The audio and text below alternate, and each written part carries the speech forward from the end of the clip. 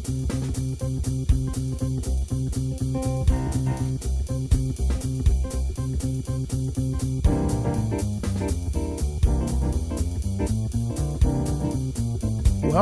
to another broadcast of the Deborah Ruffini Show on the ArtistFirst Radio Network. All past shows are archived. You can find them at ArtistFirst.com. And now, from England, here she is, your host, Deborah Ruffini. Greetings from England. This is the Deborah Ruffini Show, and today I have the pleasure of speaking with the amazing Suzanna Terrell. Susanna is the author of Susanna's Law of Consciousness, Scientific Proof of Life After Death. Thank you so much, Susanna, for being here. How are you doing? Greetings, Deborah. Hey. Oh, I am so grateful to be speaking with you. Oh. Thank you for having me on the show. I am so excited to be on your show. Thank you. It's a pleasure so to grateful. have you. Oh, it's wonderful. Yes. I am Susanna, Susanna, like the song. Yep. There's an old song that a lot of people don't remember. Oh, what's that? How many people out there, I wonder, listening, remember a song called Old Susanna? That you have to sing with an American twang. Maybe I'll sing it for you later. You'll just laugh. Last name Terrell, Terrell, and Deborah is correct. This is on my book, Susanna's Laws of Consciousness, and I'm excited to be here today to tell you good news. Yes. How you can be a part of history and are a part of history right this very minute as you are listening. We have been waiting for thousands of years, wondering if there ever would be real proof of life after death. And you can't get more real than when it's science. And I want people to know right now I'm not here to change your belief system, your religion, or lack of religion. Mm. I bear good news, but I'm not here to try and change your belief system. Shakespeare said a rose by any other name would smell as sweet. I almost wished he'd given up iambic pentameter for a second, Deborah, and said, for people in the future, a rose by any other name is still a rose. Yeah. And that's what this is. It is absolute 100% scientific proof through physics. It is undeniable. It is unprecedented. It has never happened to history. And you, the listeners, spread the word because you are a part of history. You're alive to be a part of it now. Wow. And that's cool. That is cool. That's fantastic. That is very cool. I just need to, I've already shared with Susanna, but just to share with the listeners, I was initially made aware of Susanna by hunting through YouTube clips for, I have a lukewarm, had a lukewarm belief in life after death, but we all want kind of evidence, sufficient evidence, and Susanna's YouTube clip was something that blew me away, and it basically changed my life. And I thought, wow, we need her on the show because she needs to tell the world this discovery. It's brilliant. And it kind of, overcame my fear of physical death and that our bodies just simply fizzle out like a battery. And Susanna, your clip changed all of that. And so tell us a little bit about how you came to this finding. Actually, how it happened when I was very young. Right. I was 7 years old, and I came into this world just knowing this, feeling this. Mm. I spent, at age 7, doing a lot of reading, a lot of research. I spent so much time in the library with talking to my teachers so that I could do study. And that was really when I first wrote it. It was far longer than it is now. I began doing seminars. My first seminar that I asked for, I went to Minister, who was working at a local church, and I said, I would like to do a seminar on scientific proof of life after death. And he just looked at me and nodded and said, okay. And okay. And I'm just this little kid, and I was so thin, and it's oh my gosh, pale. I have Cherokee blood, and you would never know it. Just as white as can be, looking at me, going, okay. And so he puts me in a room, and there are a lot of children, some of them 3 years old or so, or under, a few up. Wow. Then I had an entire thing set up where you can roll over. Once upon a time, you had to use just sheets of paper. We didn't have computers. So you would write everything out you were talking about onto your big sheets of paper, talk about them, discuss them, point out things, roll over to the next sheet of paper. And some of the kids were actually watching and listening, which is I found interesting. Most were just drooling or playing with toys. But then I realized the adults were listening. Wow. The adults who brought the children or were watching the kids, everybody that was there that was a grown-up were listening. And then they said to the minister, you've got to hear this kid. Yeah. You've got to hear her seminar. And so he checked it out. I got another booking, as it were. I wasn't being paid, of course, but I got into it was a different church. I ended up doing everything from different religious organizations, different religions, at their different churches or synagogues, as well as those that were non-religious. And this continued until I became 13 years old. Wow. Received a phone call from the bishop who said, I've heard so much about your seminars and that this is really amazing. So many people are talking about it. Would you be uncomfortable? Now, I didn't realize I was about to be a freshman in high school, and he thought I was going to be a freshman in university. And he thought that was way too young to be a freshman in university. He didn't understand my actual age. He'd been told I was young. He didn't know what age. Yeah.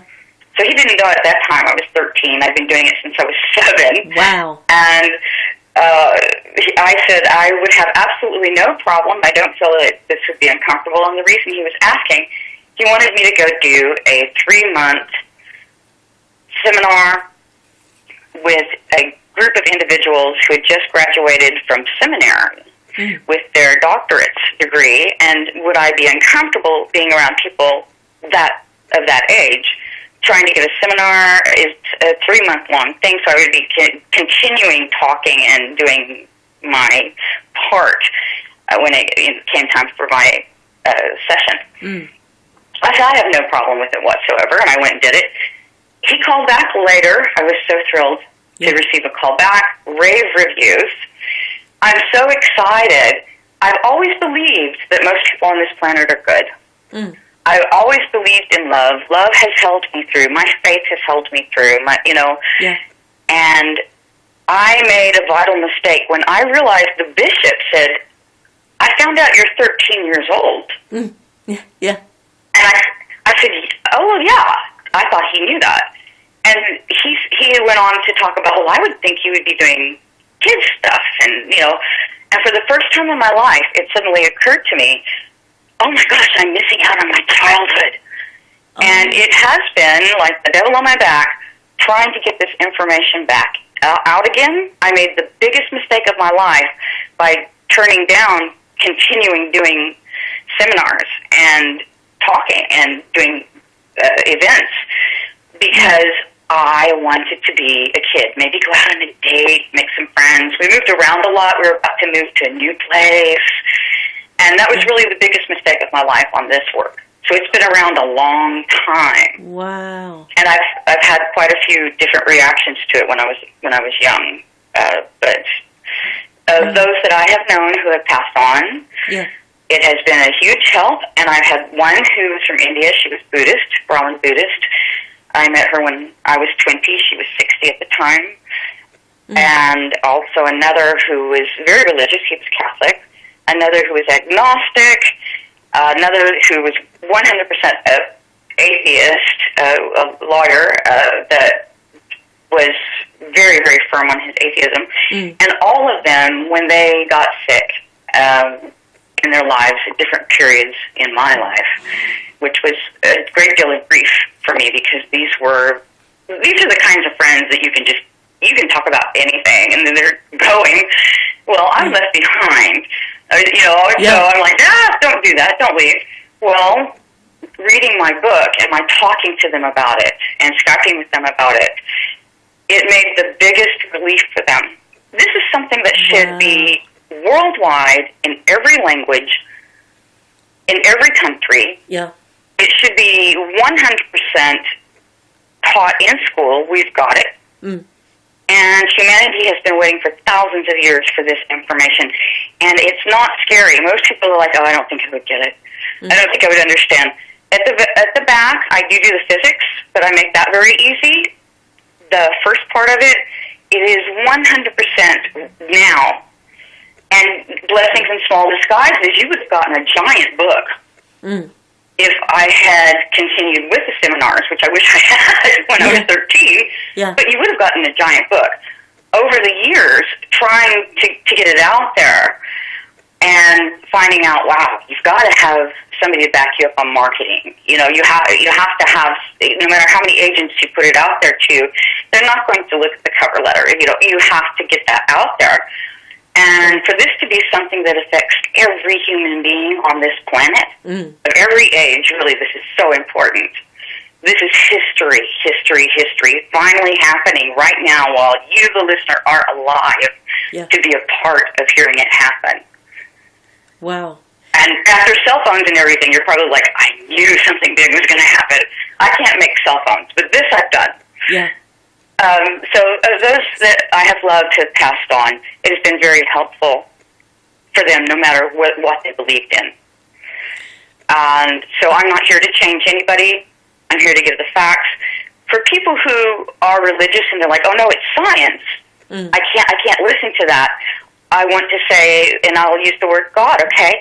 If you believe in God, who do you think made science? That's very good.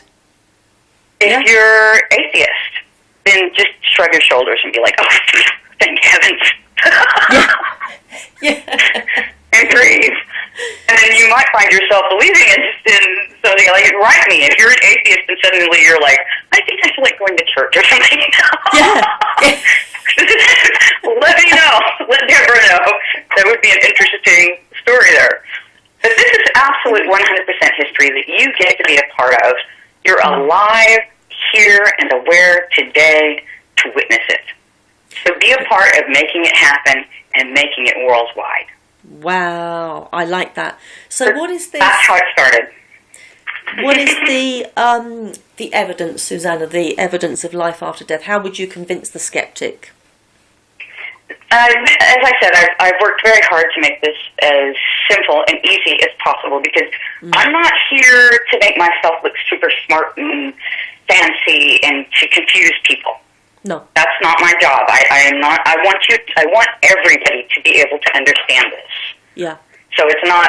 I don't want to make myself look cool on physics. I want you to be able to read it, no matter who you are, what's your education. Even if you can't read, have somebody read it to you, and you get it.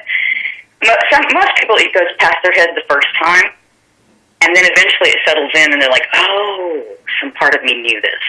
Yeah. I always knew this." And those who get it right away.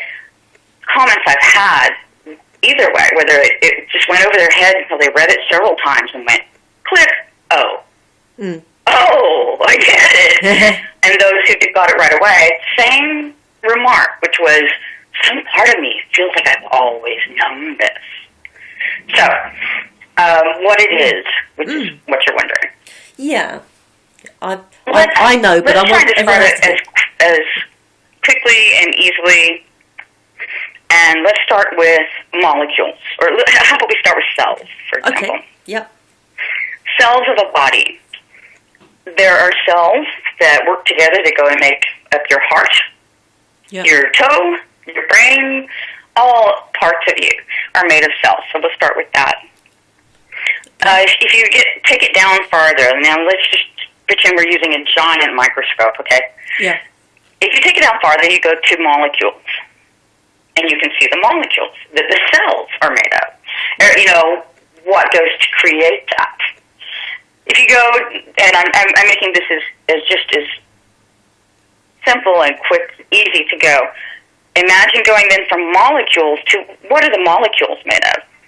And most people know, some people don't, but molecules are actually made of, and this is in my next work, there's been a big argument in the scientific community, is it vibrating or is it vibrating energy, or is it wavelength energy? And I have in my next work that it's both. Right. But I'm also working on children's books, so great. You'll have to look for the difference, I think. No, you won't. It'll be so obvious what is a children's book. So, okay, so we've got the understanding of cell. Pull it, giant microscope, pull it down to a molecule. Giant microscope, pull it down to what is it? It is energy. It is atoms. And I'm not going to go into quarks or anything like that. We're just going to stop there. That's good enough. Yeah. What are atoms? Atoms are vibrating energy. And as in my next work, I do not believe it's just vibration. I think it's wavelength as well. But that's what it is. It's vibrating energy. This is a fact of science. So everything you see around you, and be careful if you're driving right now. Yes. Okay? But everything you see around you, whether it's a chair, it's your hand, it's your face, it's a friend, it's something you picked up at the grocery store, the table, everything is made out of vibrating energy at its very core level. And like I said, I'm not going to get into any deeper like quarks and stuff. Atoms are that is good enough right there for its understanding of what it is. It's vibrating energy. So you look around at yourself and you're like, whoa, no wonder so many people are wondering about the Matrix, or Yeah. Like, that is vibrating energy, and yet I can feel it. I see it. It's in front of me. It exists. Yeah. There's a law of science. This is very important. Most people do know this. Those who don't, hey, that's that moment that you know. That's okay. And here we go. Okay. Which is that energy, once created, cannot die. It can only transform. This is an actual law of physics. This is a law of science. It's fact. And through a great deal of study, proven that it actually transforms. Well, some of you might be like, what do you mean energy transforms? How can I view that? How can I remember that? Whether you like them or you hate them, think of a cigarette. Yeah. And imagine that cigarette burning. Well, that tobacco has not disappeared. It's actually turned into smoke. It's transformed. Oh. Those atoms, it can never die. What is there is already there. It will always be there. It's eternally. No matter what happens, it can only transform. So that tobacco is still there. It's just transformed. Now we call it smoke, but it's still the same atomic energy. Yeah. With the human body, and we're understanding, especially if you're going through grief. I lost my father not long ago, my former husband not long ago. I went through a great deal of sickness. My daughter was sick. It was just a whole lot of things to have to deal with. And this happens in life. Yeah. Whether it's on a huge level or a small level, we all experience grief, frustration where we're trying to work through something. Yeah. Well, to take this one big burden and go, wait a minute. Conscious awareness exists. I know for one, and if you can raise up your hand, audience, raise up your hand now and say, I am conscious. Yeah. And if you don't know you're conscious, I'm worried. They're certainly not asleep. Maybe there's some people that have no conscious, like we say. But raise up your hand. I am conscious. Are you aware of yourself? Are you here? Okay. If you are aware, you have to understand that your conscious awareness is not the same atomic energy as your pinky toe. Yeah. It is not the same conscious aware. It's not the same atomic energy, is what I'm trying to say, as your brain, as your elbow, as your spine. Conscious awareness is a complete separate form of existence and experience beyond the existence and experience of your elbow or your nose or anything else that when you pass on is going to transform. Yeah. Yeah, it's going to turn into dust, dirt, it's going to change, it's going to transform, but the same atoms are still there. That's why sometimes we're amazed. It's like, whoa, that forensics dog found somebody that was 100 years old. How did they do that? That atomic energy is still there. It's just transformed, even if it's transformed into dust or dirt at that point. Conscious awareness does exist, and so many people don't get it quite right away, so don't feel bad if that's where you're at. If you're like, I don't quite get it, relax, calm down, that's all right. It'll click and you'll be like, oh my goodness. And tell me about that. Tell Deborah about that. Talk about it. Share it.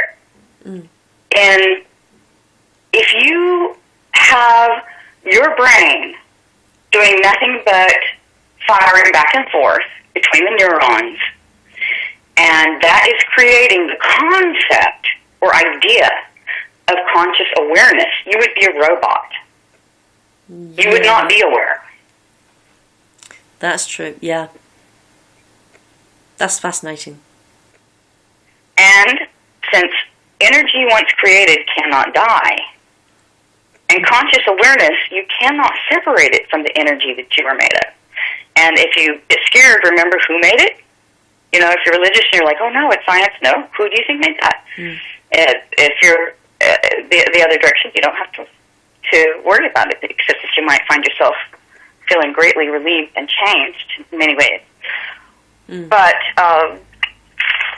with this information, and I remember us having had a discussion once about atheism, and I am, again, let me repeat, not here to try and change anybody. I come bearing good news, and you are here to be a part of history. Celebrate being a part of history. Tell everybody you know. Buy a book. Give books to hospices. Right now I'm working on my website. I'm trying to get it clickable. You can go to Susanna.webstarts.com. So that's SUZANNA Susanna Terrell, period, web, WEB, starts, STARTS, period, com. And you can't click on the create space ones. That you can't click on a lot of stuff. I'm still working on it. There are other books that I've written, Miraculum, Handbook for the Dead, my little blue book. The children's books will be there as well as the next one that I'm working on right now.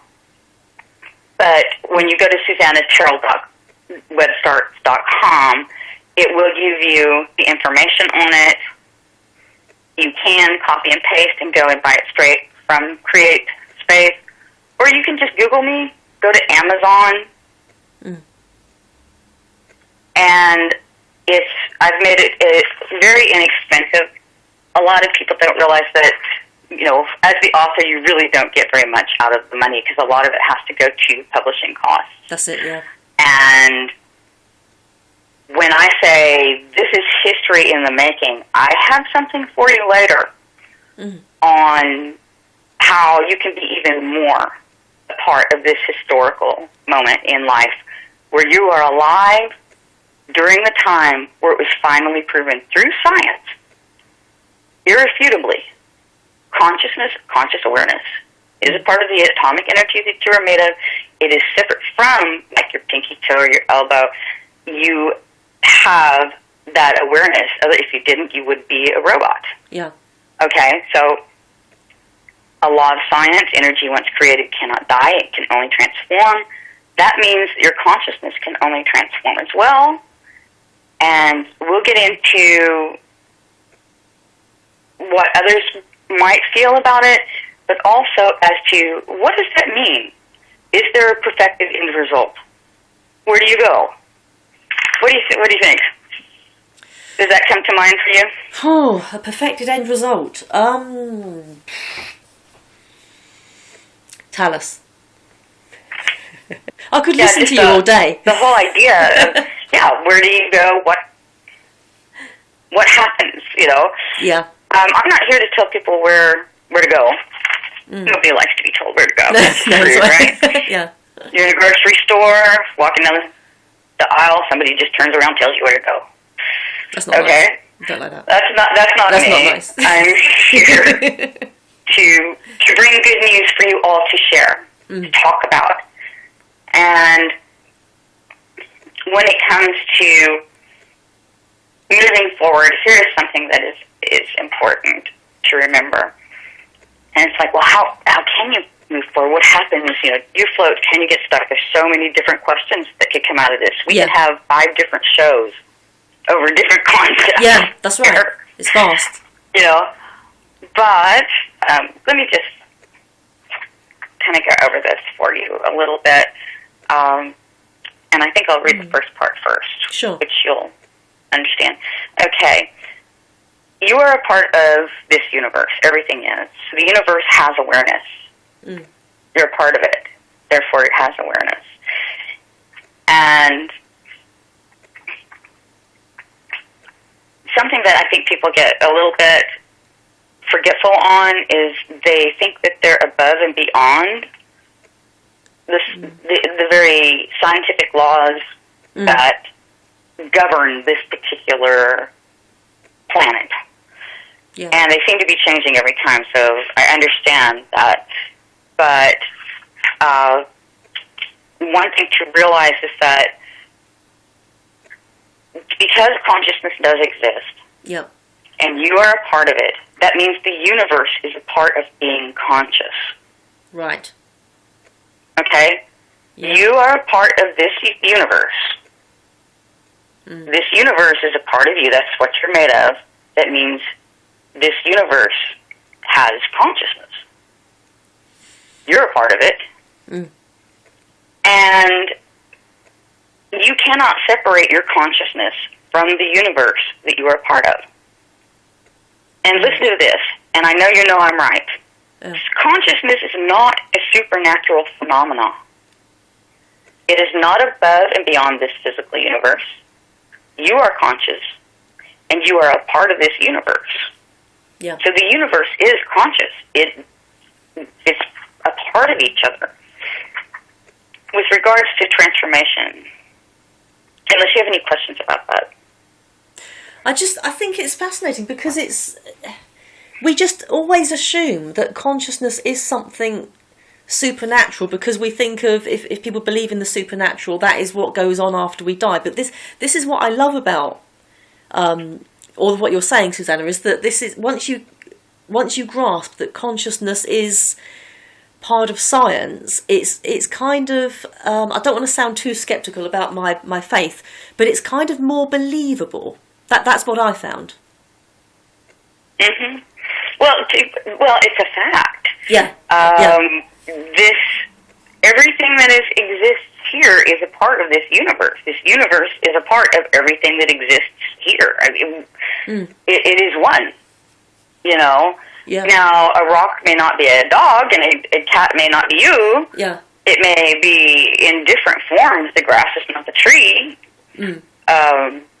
You know, for one thing, my father was a minister, and I remember him saying, it's from the Bible. If nobody minds my quoting that, I would hope not. I would hope they would be very interested to hear of my Lord has many kingdoms, which would mean many expressions, many ways to exist. Yes. And not everything belongs together. You know, yeah. Maybe we need to keep something separated. I mean, if you're a psychopath or a sociopath, yeah.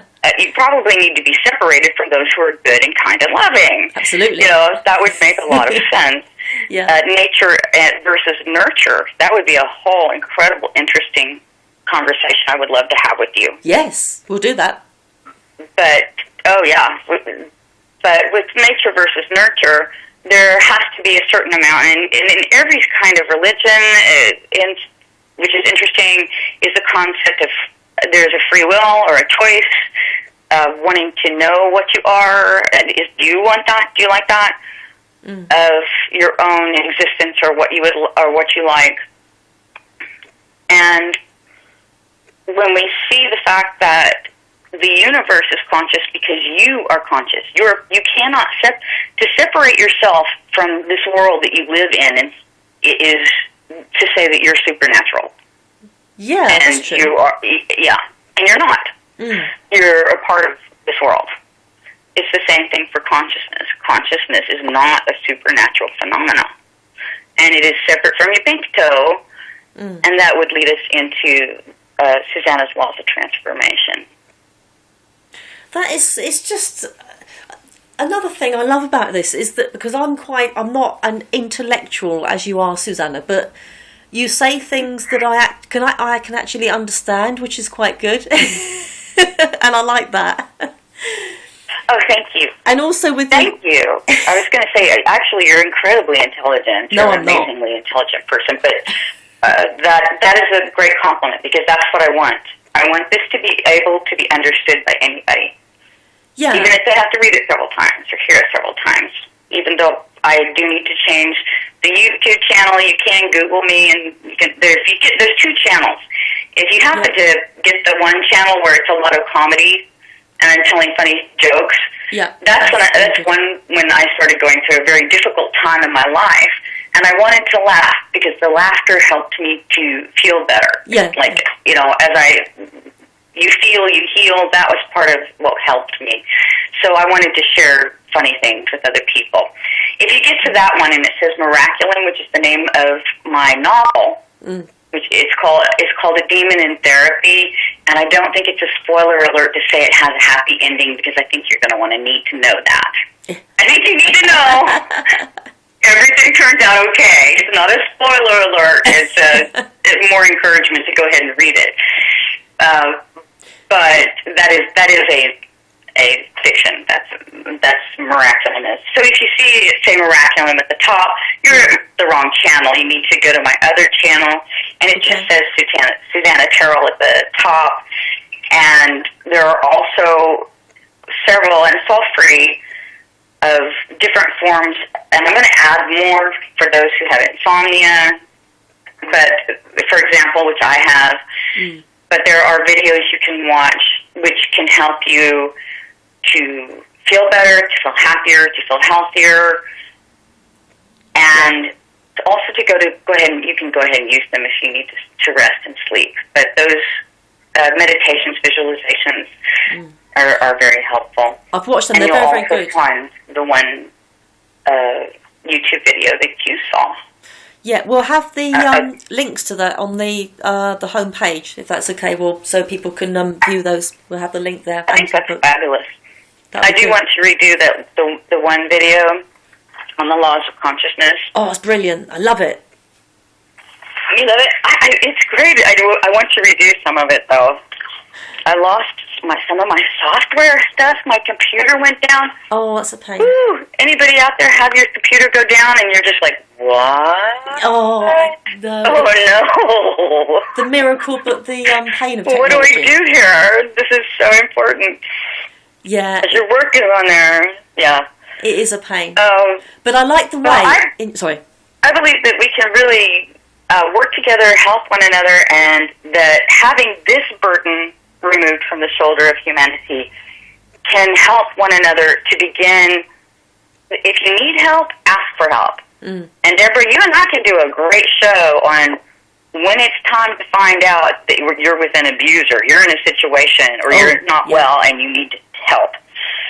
And that can be a very huge step and frightening to go, okay, I need help. It can be very frightening. And then those who can help one another. And if what you can do is just at home, on your own, how many people consider it prayer or meditation or visualization, put out that love. And there's a reason why together we can take this knowledge. If we all work together, spread the word, do whatever your talent is to make it happen, get this information. Like I said, every country, every language needs to be there. Yes. This is huge history. I don't want to be one of these people that you hear about later. Oh, did you hear? Yeah, their work is worth millions now, but they died in poverty. No, I want to be there at a moment to see this happen because I am so full of faith for humanity despite how scary things look. Yeah, and that's brilliant. That's we need more people. Yeah, we do need the message out there so that it can change and have a domino effect and change lives. Susanna, can I just ask you something I'm very, very curious about? Do you think that perhaps scientists who are sceptical on the matter of us existing our physical bodies, do you think they just haven't thought through our consciousness? I mean, why do they assume that consciousness dies if it's energy? I'm always very curious. Atheists, scientists, it's very interesting. Yes.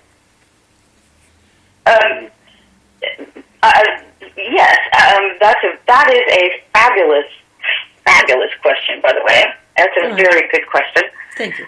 Some of you might be able to do it right now, like I said, if you're driving or something, or operating big machinery, please do not. But at some point, take your finger and put it against your nose and press it down. I'm doing it now. Now, if you press it to a certain point, don't look in the mirror. That's cheating. Well, I'm not doing that. Your finger in the mirror. Okay. I'm doing what you're saying. It's going to be yeah. Yep. After a while, you can't see your finger. Oh no, it's on gone. Your nose. It's gone. It's right in front of you. Yeah, that's but true. You can't see it. It's right there on your nose, but you can't see it. Oh, that's freaking me out now. It's gone. Yeah. Pull it back. Pull your finger back away. Oh yes, there it is.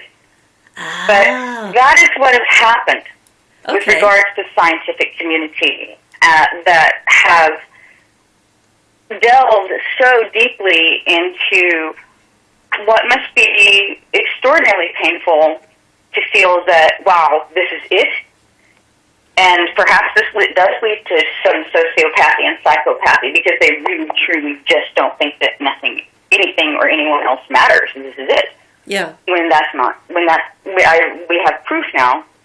So their reaction to this, how would they react like an atheist? Mm. They would have to acknowledge it is correct, because as a scientist, once that finger is far away, it's far enough away where you can see that it's been under your nose the entire time. Yeah. Conscious awareness does exist. Yeah. I am very aware that I'm conscious, and I am aware. It is not the same atomic energy as your toe or your elbow.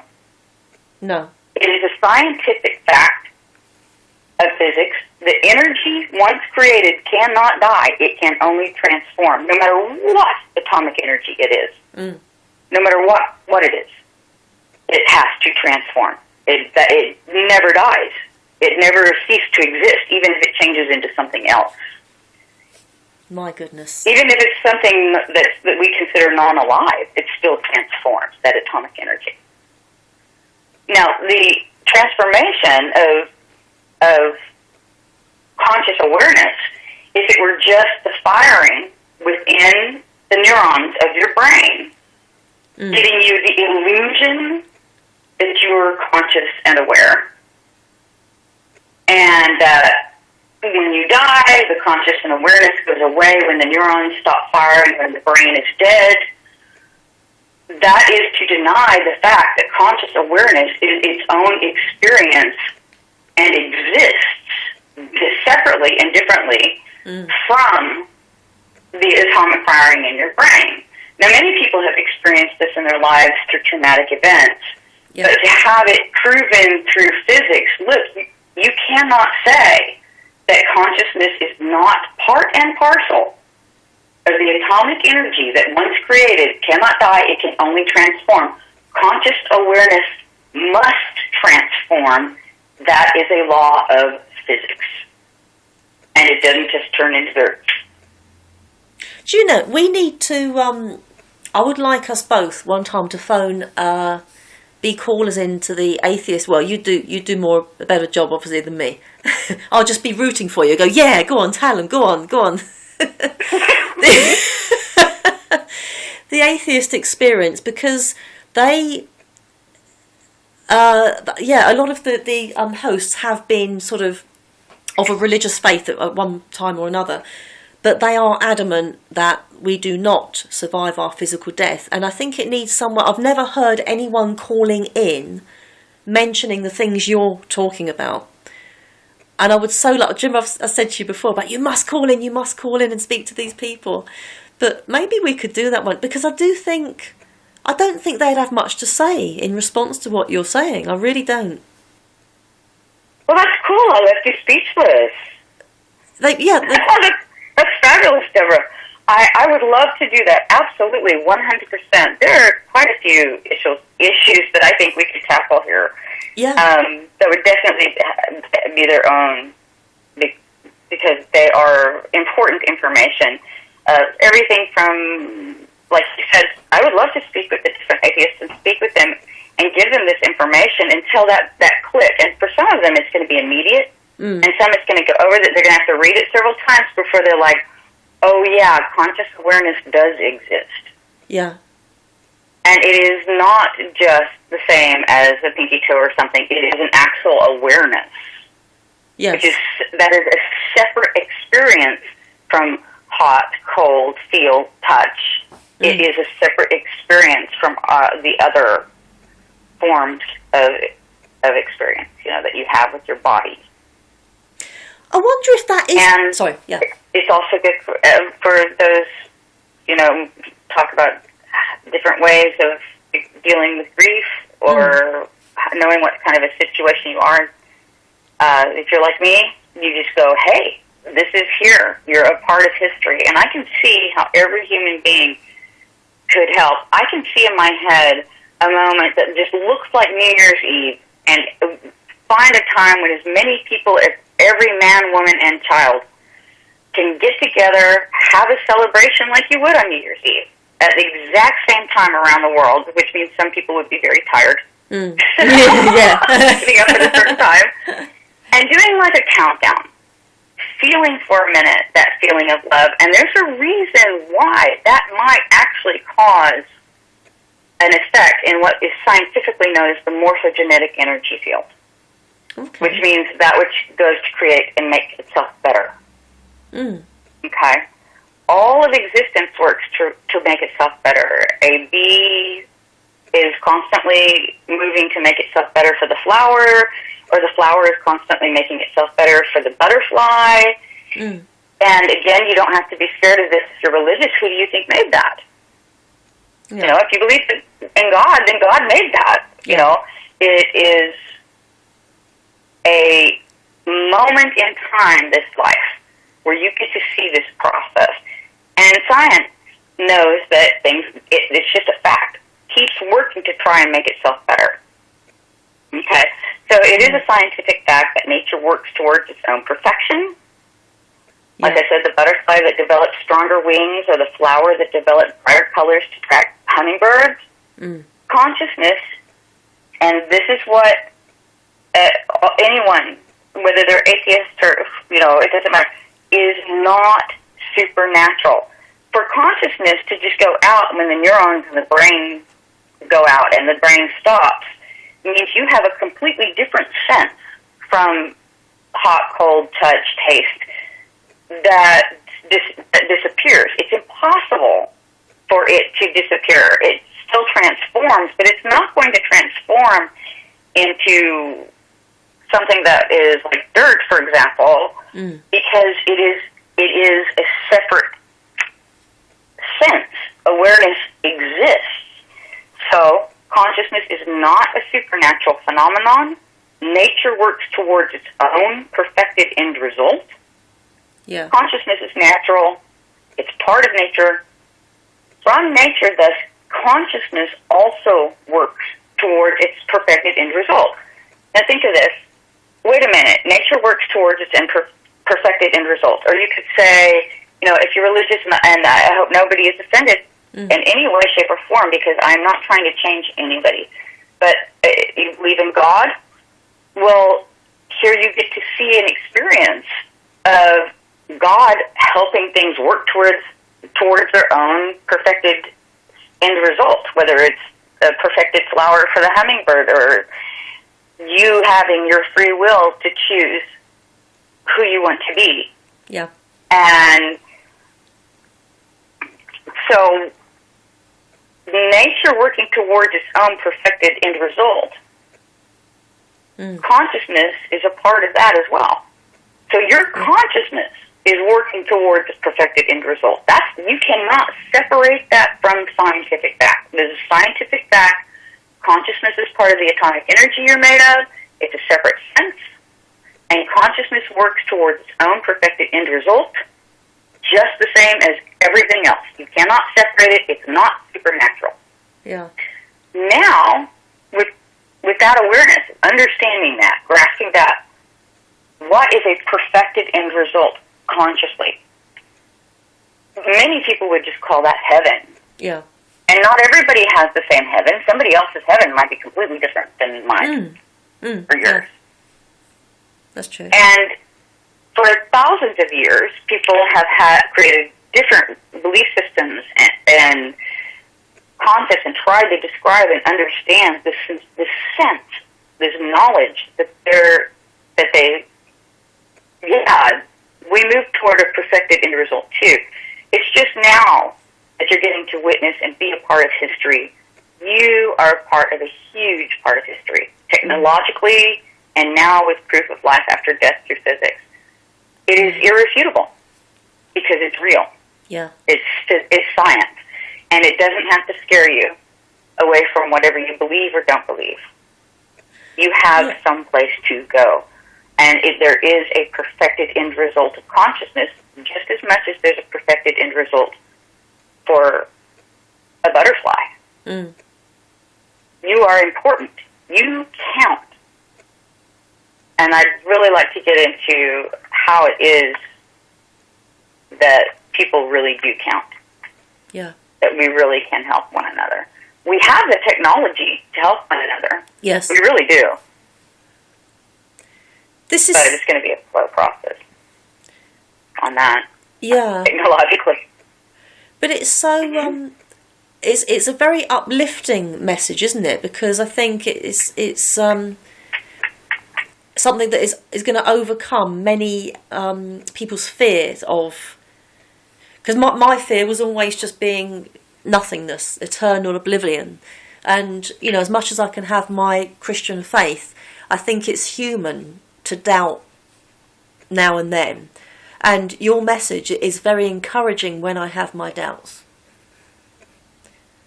And I'm so pleased.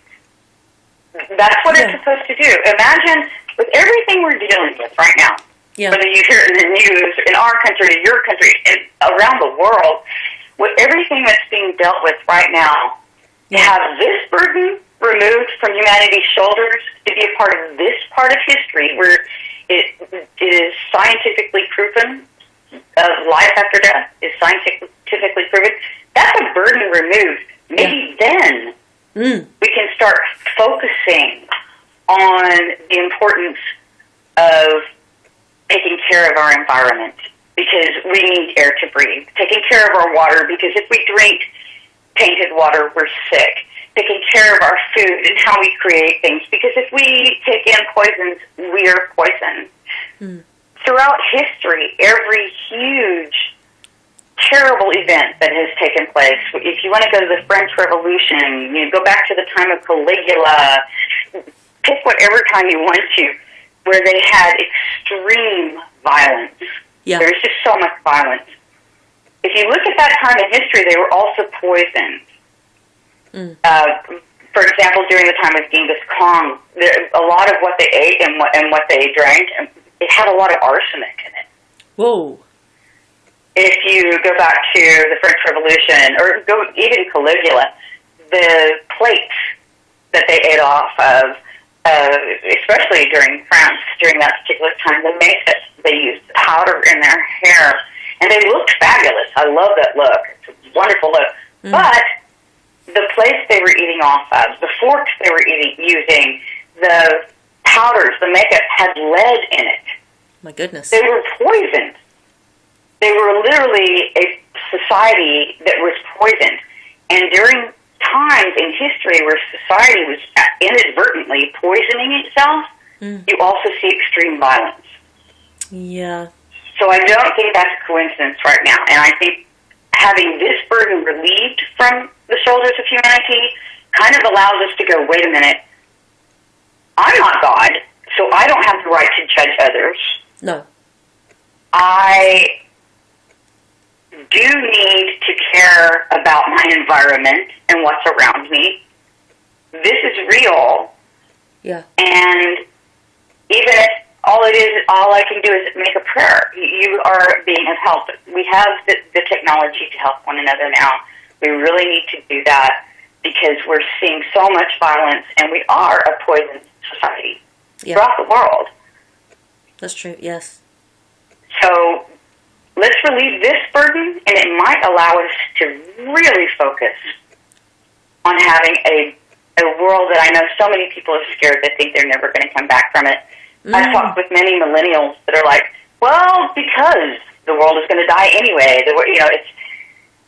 They have a lack of hope. Yeah, guess that can be. So this can bring hope, which can bring people together. We can make a difference in this world, even in the smallest way. Yeah, oh my goodness. We need more. Yeah, we need this out there, don't we? We need this out there. Every country, in every language that we can possibly get it out there around the world. If I had the money to do so, bam, I would do it right now. Yeah. In hospices, in hospitals. Let's get this in schools. This is very interesting information that should be studied. Yeah. And I've made it very, very small and short and sweet and just to the point. Absolutely 100% people need to know you are alive to be a part of history when there's scientific proof of life after death. Mm. And it doesn't have to change who you are. It doesn't have to change your religion. Yeah, that's important. But it needs to be out there so we can move forward. So spread the word, buy the book, tell somebody, get it out there 100% all over the world. It should be. This needs to be known. And now, especially now when we're going through so much pain and trouble and suffering on this planet. Yeah. That's it. No, we do. We need it. It's more than ever now because it's not. Things aren't getting better, are they? And not yet. No. So the state the world's in. And it's yeah. No, It will. We just need to work together some, and let's take this and move forward with it. Yeah. That would be even another conversation that would be fabulous of just how it is that you can make a difference, even if you're like, well, what can I do? Even just what you put out there. Now, we all are human. Nobody's perfect. That's the nature of being on this planet and being human. Mm. You're not perfect. I'm not perfect. Nobody is. No. That's the very nature of being human. Yeah. But we can begin to move things around and towards a positive direction. And getting this out there and removing this incredible burden that for thousands of years have been on the back of humanity, removing that clarity and the ability to see more clearly as to how we can and why we should help one another, and let's make this a better world. I think that clarity will come through much easier. Yeah. And wow. This is good stuff. I always feel so much better when I speak to Susanna, because it's kind of like, I said to you the other day, didn't I? You always know what to say. And she does. This woman's brilliant. She's very selfless and she's most compassionate and she just always knows what to say. And I just want to thank you so much for being with us, Susanna. It's been such a pleasure speaking with you and blessing us and enlightening us with this information that just, like you say, just needs to be put out there. And, you truly are a star, and it's been, wonderful to speak with you.